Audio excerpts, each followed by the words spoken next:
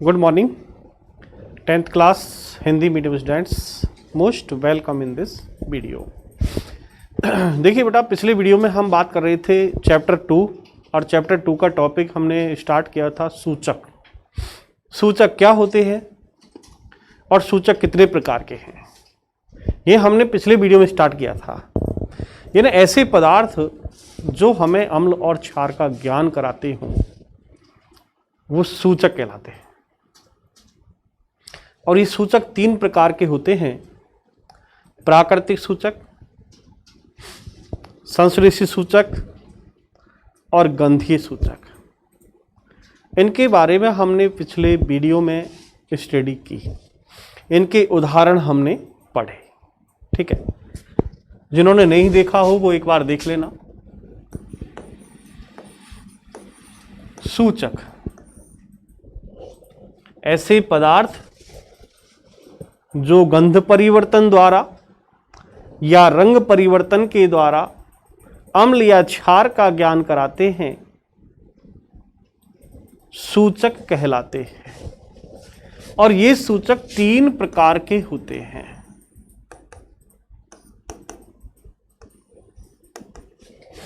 Number 1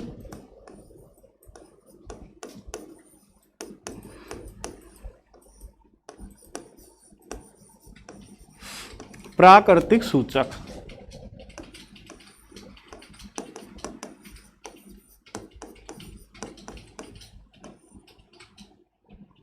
number 2 संश्लेषित सूचक और नंबर 3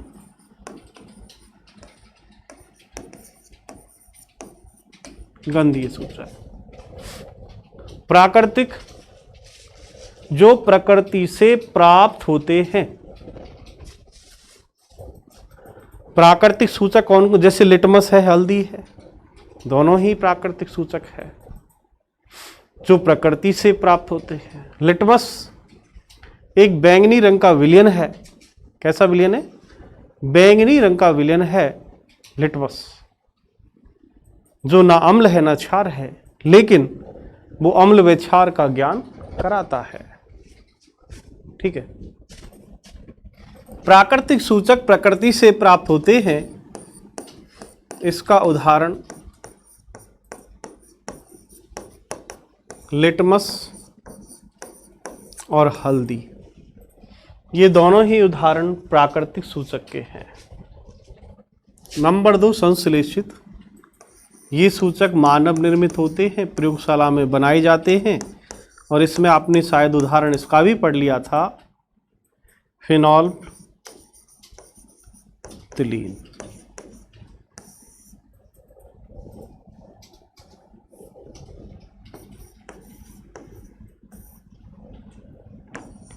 और मेथिल ऑरेंज।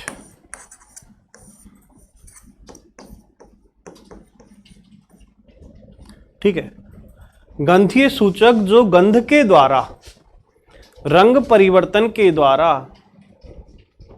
गंध या रंग परिवर्तन द्वारा, वैसे गंधीय सूचक केवल गंध के द्वारा अम्ल या क्षार का ज्ञान कराते हैं, ये गंधीय सूचक होते हैं। जैसे इसका उदाहरण लें हम, जैसे वेनिला। वेनिला, लौंग का तेल,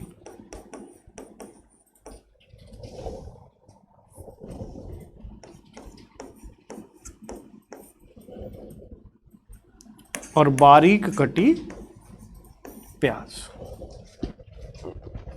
ये सब हमने सूचक में पढ़ लिया था। तो ये सूचक 3 प्रकार के होते हैं, ये आपके सामने हैं। ठीक है, रिपीट करके इसको बार बार पढ़ना। इसके बाद आपने पढ़ा प्रयोगशाला में काम आने वाले अम्ल और क्षारकों के नाम व सूत्र। ठीक है, कौन कौन से अम्ल काम आते हैं, कौन कौन से क्षार काम आते हैं, ये भी आपने पिछले वीडियो में पढ़ा। अम्ल व क्षारों के नाम व सूत्र।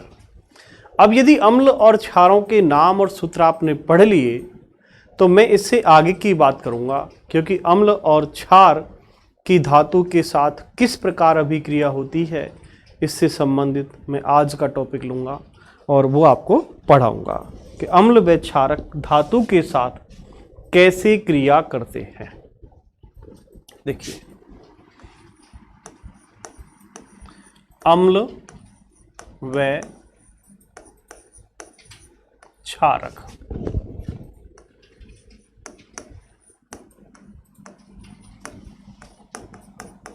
धातु के साथ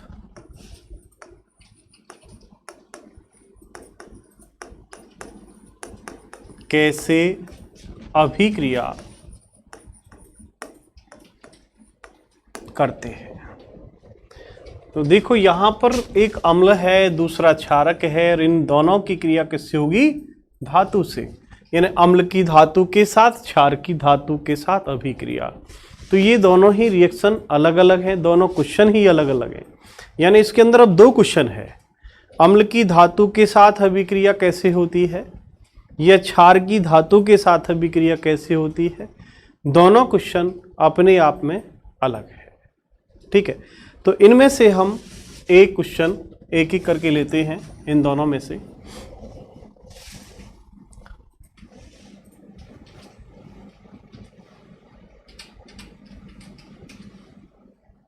देखिए, पहला इसमें से क्वेश्चन लेता हूं मैं।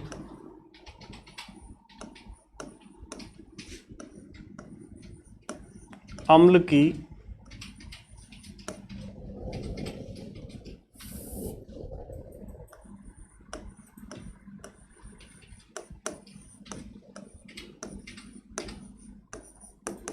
धातु के साथ अभिक्रिया कैसे होती है, ये क्वेश्चन है।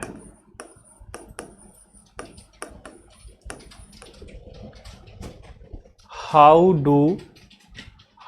Do acid react with metal. ठीक है, इस रिएक्शन को देखो आप, इस रिएक्शन में क्या है? अम्ल की क्रिया धातु से। इसका मतलब हमें अभिकारक दे दिया गया है। अभिकारक जो अभिक्रिया में भाग लेता है वो हमें इसमें दे दिया है कि यहाँ अभिकारक क्या है? अम्ल प्लस धातु। अभिकारक है अम्ल प्लस धातु, हमको दे दी गई है। और जब अम्ल की क्रिया धातु के साथ कराते हैं बेटा, ये ध्यान रखना, कोई भी अम्ल लिया और किसी भी धातु से क्रिया कराएंगे और यदि क्रिया हो जाती है तो लवण बनेगा और लवण के साथ हाइड्रोजन गैस निकलती है। लवण के साथ हाइड्रोजन गैस निकलती है। जैसे देखिए, यहां ले रहा हूं मैं अम्ल प्लस धातु,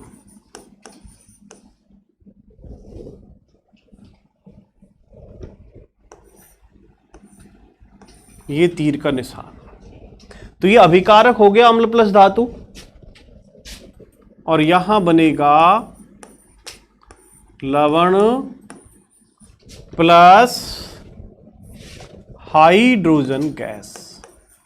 यहां ध्यान देना, कई बार बच्चे यहां जल कर देते हैं। लवण प्लस हाइड्रोजन गैस, ठीक है। इसको समझने के लिए हम यहां पर अब रासायनिक समीकरण बनाते हैं इसका। हमें और क्रियाकलाप एक्टिविटी करके भी देखेंगे। हम सबसे पहले थोड़ा सा तनु सल्फ्यूरिक अम्ल लेते हैं। कौन सा? तनु सल्फ्यूरिक अम्ल, यानी H2SO4। ये तनु सल्फ्यूरिक अम्ल है। प्लस इसमें डालते हैं जिंक धातु। जैसे ही हम क्रिया कराते हैं अम्ल की धातु के साथ, अम्ल की धातु के साथ, तो यहां बनता है ZnSO4 plus hydrogen gas release हो जाती है। हाइड्रोजन गैस यहां पर रिलीज हो जाती है। अब हम देखते हैं इस अभिक्रिया में हमने पदार्थ लिया है सल्फ्यूरिक अम्ल और उसमें जिंक धातु डाल रहे हैं। जैसे ही सल्फ्यूरिक अम्ल में जिंक डालते हैं तो जिंक सल्फ्यूरिक अम्ल से क्रिया करके जिंक सल्फेट तथा हाइड्रोजन गैस बनाता है। ठीक है, अब इसको मैं आपको चित्र के द्वारा क्वेश्चन आ जाता है कि चित्र द्वारा समझाइए कि सल्फ्यूरिक अम्ल जिंक के साथ कैसे क्रिया करता है या अम्ल की क्रिया धातु के साथ कैसे होती है। ठीक है, तो ध्यान दीजिएगा बेटा। सबसे पहले मैं लेता हूं एक परख नली।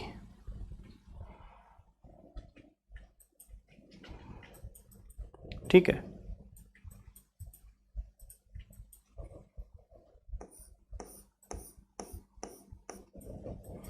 और इस परख नली को हम स्टैंड की सहायता से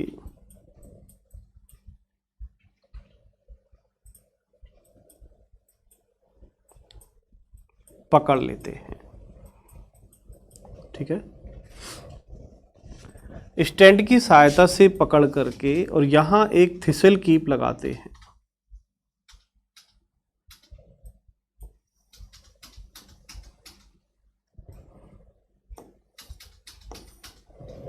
ठीक है, यहां हम एक निकास नली लगाते हैं।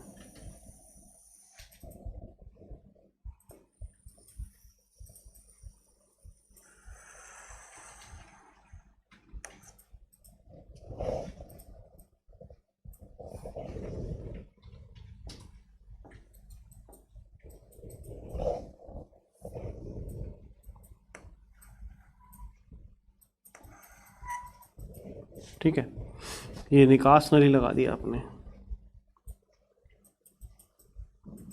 इस निकास नली को हम किस में डुबोएंगे? पानी में।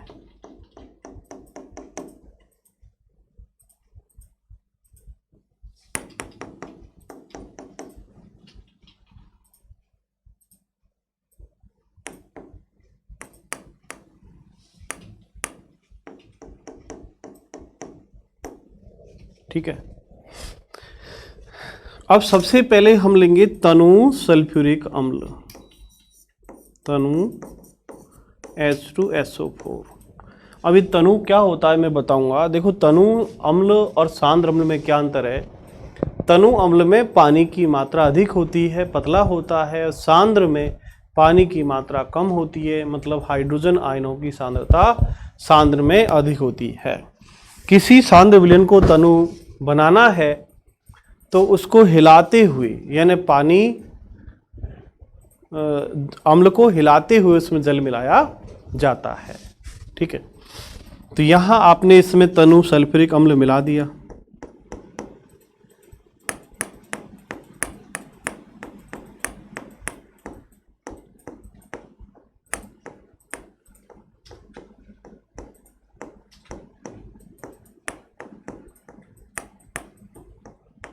ठीक है, अब इसमें क्या मिलाएंगे? इसमें यहां जिंक के टुकड़े, यानी ये H2SO4 अंदर भरा हुआ है, जिंक इसमें हम यहां से डालेंगे तो जिंक यहां आकर इसमें गिरेगा और इससे क्रिया करेगा। ठीक है, जैसे ही जिंक इसके साथ क्रिया करेगा यहां पर, तो ये क्रिया संपन्न होती है। इसको गर्म करने की आवश्यकता नहीं है, क्योंकि H2SO4 जो है सल्फ्यूरिक अम्ल है, वो एक अपने आप में एक ज्वलनशील क्रियाशील अम्ल है, जिसको गर्म करने की आवश्यकता नहीं होगी। तो जैसे ही सल्फ्यूरिक अम्ल में जिंक के पीस डालते हैं, जिंक पीस डालते ही जिसके अंदर जिंक सल्फेट बन जाता है और हाइड्रोजन, देखो इस पतली नली से, इसे कहते हैं निकास नली।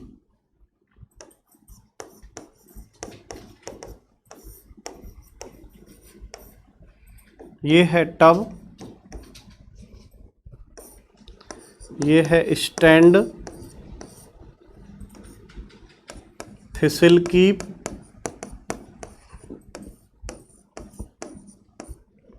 ठीक है, और ये है परख नली, इसे कहते हैं टेस्ट ट्यूब। ये नामांकित चित्र हो जाता है। अब जैसे ही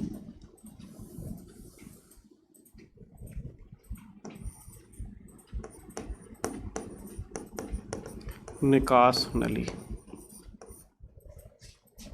जैसे ही जिंक ने सल्फ्यूरिक अम्ल से क्रिया की, क्रिया करने के बाद इसमें जिंक सल्फेट बन गया, और जो इसमें गैस कौन सी निकलेगी, हाइड्रोजन। वो हाइड्रोजन गैस निकास नली से कहाँ जाती है, पानी में। जैसे ही पानी में गैस आएगी तो बताओ बुलबुले बनेंगे कि नहीं, इसमें बुलबुले बनते हैं पानी में, ठीक। जैसे ही पानी में बुलबुले बनते हैं और पानी की सतह पर बुलबुले आएंगे तो बुलबुले फूटेंगे। ये जो बबल्स आकर के यहाँ पर कंप्लीट हो जाते हैं, फूट जाते हैं, तो यहाँ से एक तरह से गैस निकलती है। फूटने के बाद गैस निकल रही है। अब ये गैस कौन सी होगी, तो यहाँ इस गैस का पता लगाने के लिए देखो, एक माचिस की तीली लेंगे,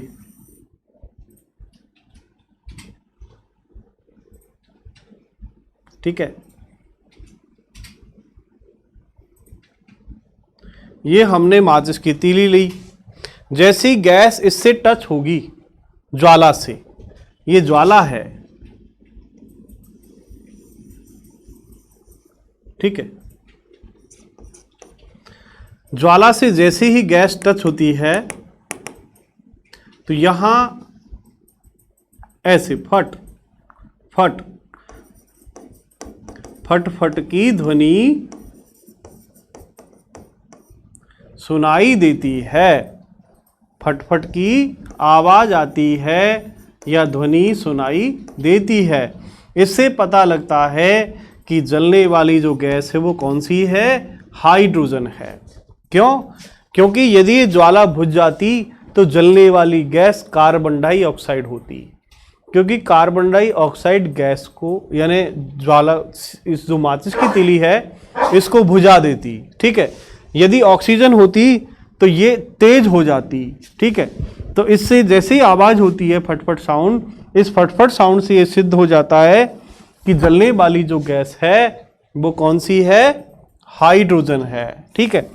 तो इस रिएक्शन में हम देखते हैं कि आपने परख नली ली, परख नली में आपने सल्फ्यूरिक अम्ल लिया, जिंक से क्रिया करवाई, और हम देखते हैं कि जिंक सल्फेट और हाइड्रोजन गैस कंप्लीट बन जाता है। इसी तरह हम अन्य प्रकार के अम्ल लेकर भी और इसकी क्रिया इसी चित्र के द्वारा करा सकते हैं।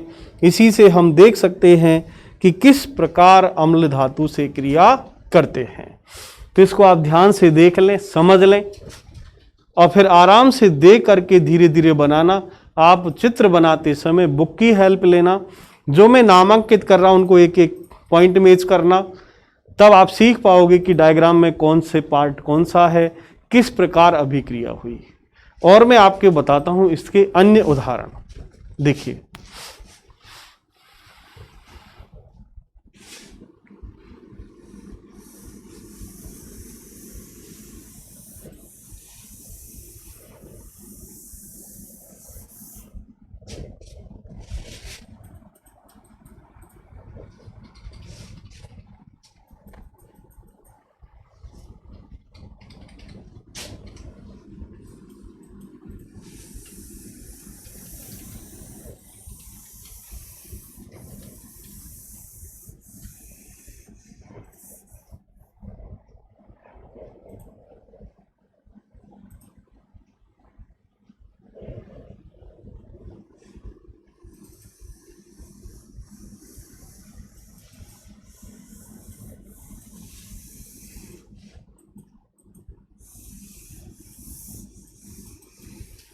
देखिए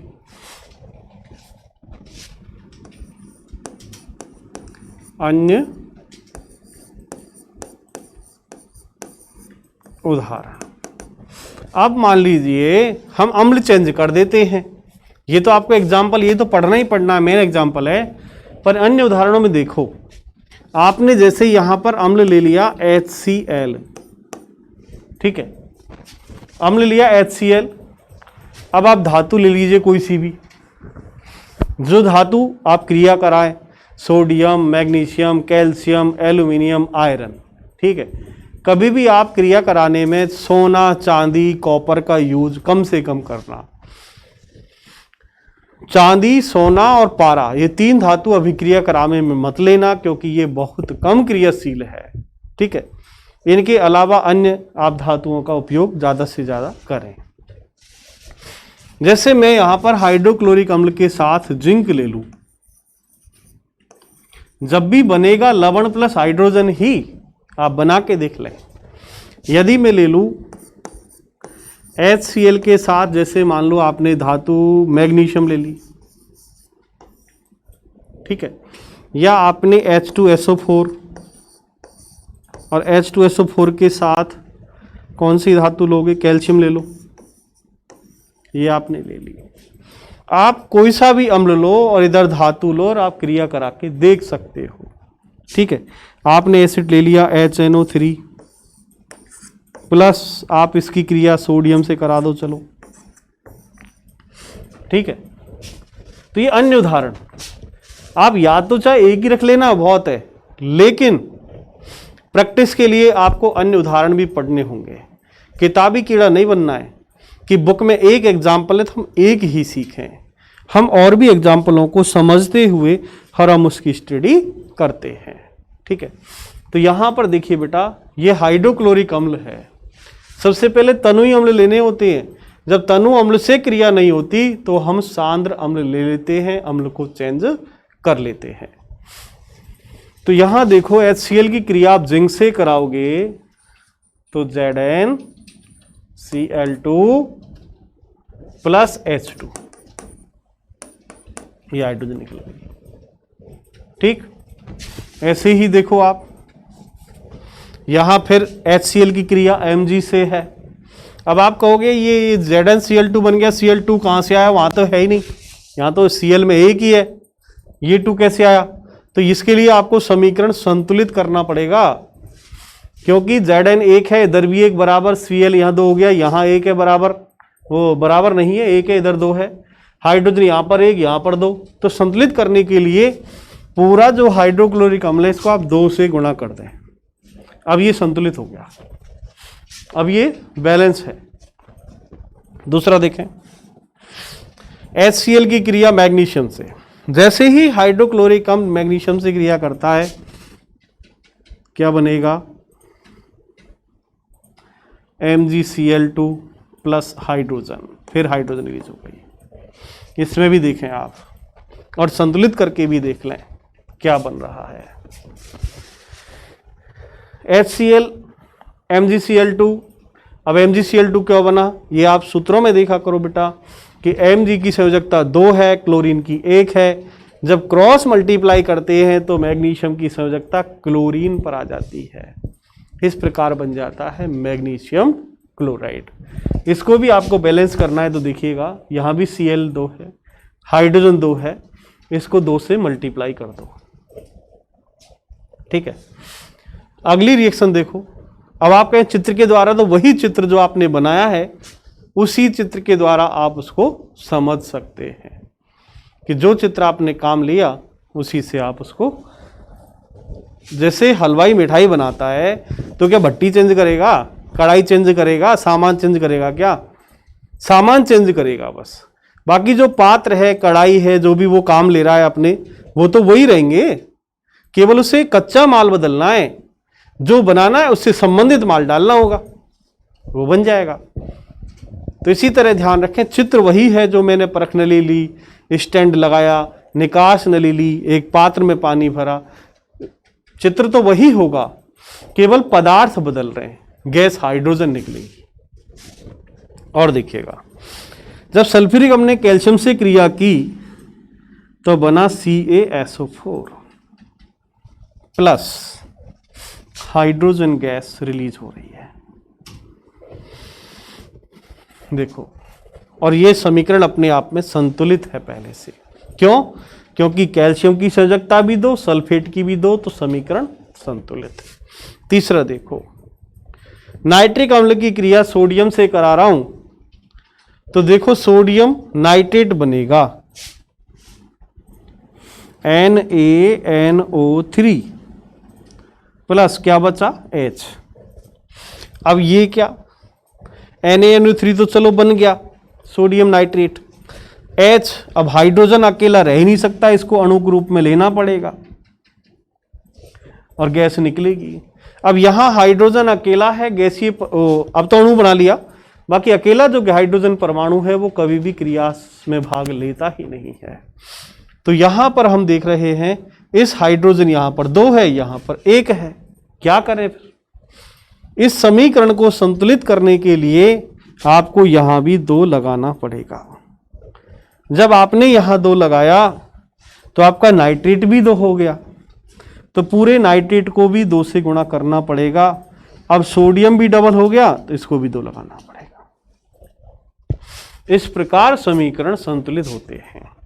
अब ये नहीं कह रहा कि आप पूरे समीकरण याद करें, आपको करना तो यही है, पर आपको आगे भी तो पढ़ना है, तो ये समीकरण काम आते हैं अन्य उदाहरण के रूप में।